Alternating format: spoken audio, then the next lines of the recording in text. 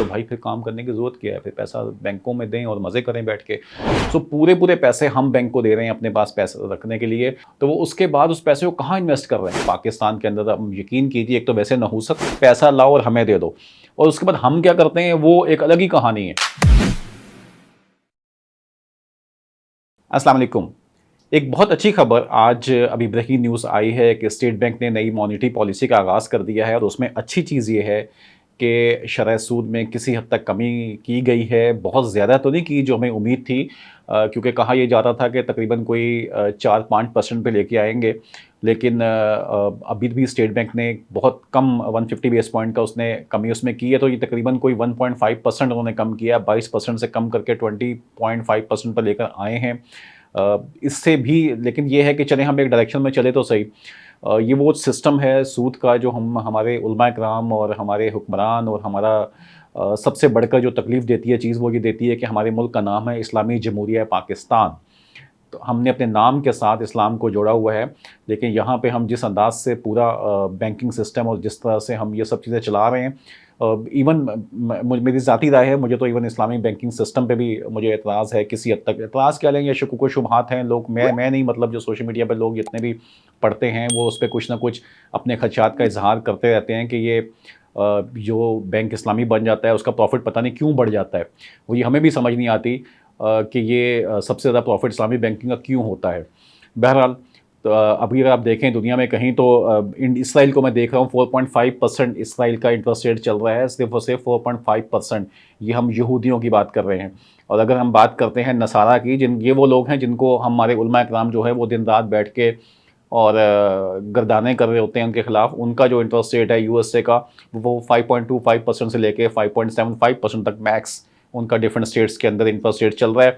India हमारे हमसाया मुल्क के अंदर 6.5% के ऊपर वो वहाँ पे है। बांग्लादेश के अंदर सिर्फ और सिर्फ 6%, और हम लोग यहाँ पे 22% दे रहे हैं। किसका दिल करेगा कि वो काम करे? क्यों पैसा जाएगा बिजनेस इंडस्ट्री के अंदर? क्यों पैसा जाएगा किसी और काम के अंदर? पैसे से पैसा जो है वो इस्लाम के अंदर हराम है, जब तक कि उसमें मेहनत इन्वॉल्व नहीं होती, जब तक कि उसमें रिस्क इन्वॉल्व नहीं होता। हम किस तरह से ये सब चीज़ें कर रहे होते हैं, और फिर हम कहते हैं कि जी यहाँ पे बिज़नेस ग्रो नहीं कर रहा, या कोई भी काम मतलब जो है वो नहीं चल पाता, क्योंकि आप जो है किसी इंसान के पास पैसा है, उसे आप ये बता रहे हैं कि भाई तुम ये पैसे के ऊपर मुझसे एक मुआवजा लेते रहो दे के, और वो अब मज़े से बैठा हुआ है ना, वो उसके लिए, और इसीलिए इस्लाम में जो है उसको नाजायज़ करार दिया गया। उलमा कराम जो रीज़न देते हैं वो यही देते हैं कि जी पैसे से पैसा जो है जो बन रहा होता है वो सही नहीं है, जब तक कि उसमें रिस्क इन्वॉल्व ना हो। और उसमें इसीलिए फ़िक्स जो इनकम है उस ज़ुमरे में आ जाता है कि जी 22% है, तो ये सूद में चीज़ आ रही है। बहरहाल अभी भी 20.5% तक कहा गया है, जो बहुत ज़्यादा है, बहुत ज़्यादा है। जब तक ये सिंगल डिजिट में नहीं आएगा तब तक पाकिस्तान के अंदर बिज़नेस ग्रो नहीं करेगा। बिज़नेसमैन को आप साफ-साफ अपॉर्चुनिटी दे रहे हो कि भाई तुम इन्वेस्टर को अपॉर्चुनिटी दे रहे हो कि भाई कुछ और ना करो, तुम पैसे को कहीं नहीं लगाओ, तुम्हें कोई रिस्क लेने की ज़रूरत नहीं है, कुछ मेहनत करने की ज़रूरत नहीं है, पैसा लाओ और हमें दे दो। और उसके बाद हम क्या करते हैं वो एक अलग ही कहानी है। मतलब आप देखें कि ये इस तरह का एक एक एक एक पूरा एक घन चक्कर बन गया है कि भाई बैंक्स जो हैं वो कंटिन्यूस प्रॉफिट में जा रहे हैं। अगर पिछले 2-3 साल में देखें तो सारे बिजनेस डूब गए हैं, बैंक पैसा कमा रहा है, बैंक के पास प्रॉफिट ही प्रॉफिट आ रहा है। और वो आप एटीएम से मशीन से वो निकालने जाइए, अपने अपने ही पैसे वहाँ से निकलवाने जाइए, तो पूछता है कि जी अगर आपको यहाँ से स्लिप निकालनी है तो कोई बैंक उस पर ₹2.5 चार्ज कर रहा होता है, कोई ₹3.5 चार्ज कर रहा होता है आपकी स्लिप के ऊपर, कि आपको सिर्फ ये बताने कि आपके अकाउंट में पैसे कितने हैं। एसएमएस आ रहा है, उसकी एक कॉस्ट है।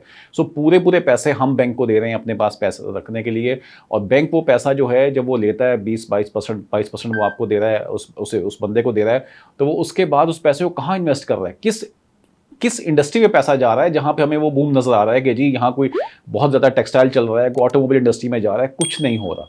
वो पैसा सिर्फ उसे गवर्नमेंट मेजर शेयर जो है गवर्नमेंट बोरिंग कर रही है, और उसके बाद जो है वो अल्लाह बेहतर जानता है कि क्या होगा। फिर हम देखते हैं आईएमएफ की तरफ आंखें उठा के कि वो कुछ वहाँ से इमदाद भेजें, कुछ डॉलर हमारे अप्रूव करें, और फिर हम यहाँ पे कुछ काम उसको लेकर चलें।